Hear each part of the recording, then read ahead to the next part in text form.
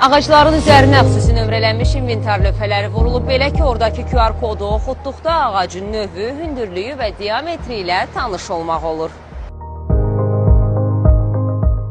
Dənizkənarı Milli Park, İçəri şəhər, Fəvvarələr meydanı, həmçinin şəhərin əsas küçə və prospektlərində bu mənzərə ilə hər birimiz qarşılaşırıq.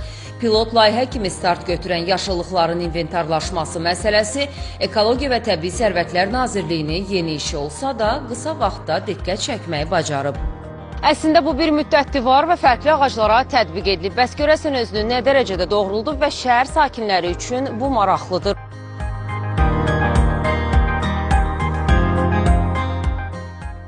Bilirsiniz bu nədir? Bəli, bilirəm. Ağacların yaşını müəyyən eləmək üçün qoyulur. Mən çox bəyənirəm bu təşəbbüsü, alqışlayıram.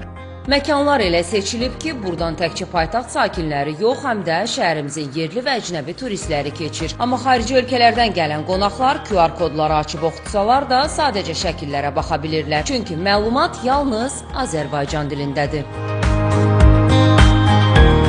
QR code, but it's not in English, so Təəssüflər olsun ki, ingilis dilində heç bir məlumat yoxdur. Əgər ingilis dilində olsaydı, bu ağac haqqında onun yaşı barədə daha çox informasiya əldə edə bilərdik. Bu yaxşı təşəbbüsdür. Yerli əhali üçün bu əlverişlidir, amma turistlər üçün deyil. Ekologiya və Təbii Sərvətlər Nazirliyinin açıqlamasına görə yaxın zamanlarda saytda məlumatların ingilis dilində yerləşdirilməsi də planlaşdırılır. Həmçinin layihənin davamı da gözlənilir.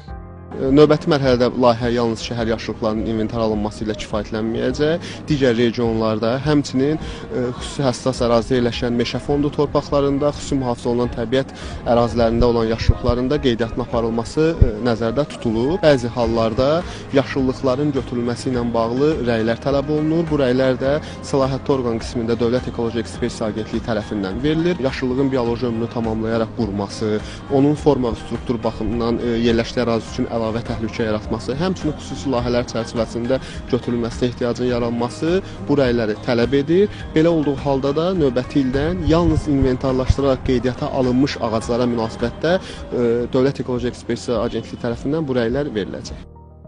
Layihə yaşıllıqların idarə olunması, mühafizəsi və mövcud vəziyyətin qiymətləndirilməsi məqsədi ilə həyata keçirilir. Mütəxəssislər deyirlər ki, bu əslində yaşıllıqların pasportu, yəni rəsmi sənədi hesab olunur. burada əsas məqsəd ümumilikdə yaşıllıq ərazilərində bu ağacların qorunmasını düzgün idarə etmək üçün bu kodlaşdırmanı aparmaq və bu nömrələnmə və kodlaşma vasitəsilə bir müəyyən ümumi məlumat bazası əldə etməklə tam məlumatlara sahib olmaqdır və gələcəkdə də o ağacların qorunmasını və idarə olunmasını düzgün həyata keçirmək. Layihə çərçivəsində pilot tətbiq mərhələsində Bakı və Gəncə şəhərində olan yaşıllıqların inventarlaşması işləri də görülüb.